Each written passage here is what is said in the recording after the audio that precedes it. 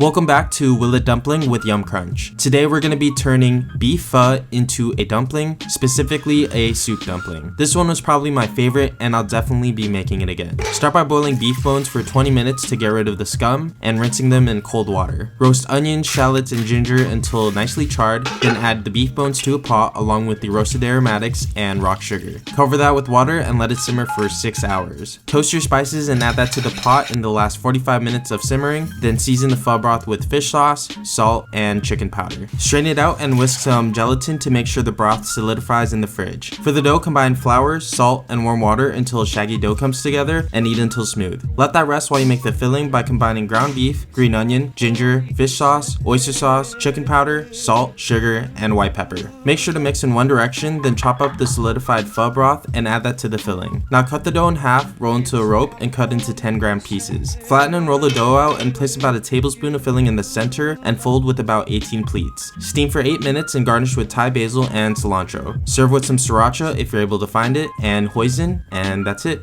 Enjoy!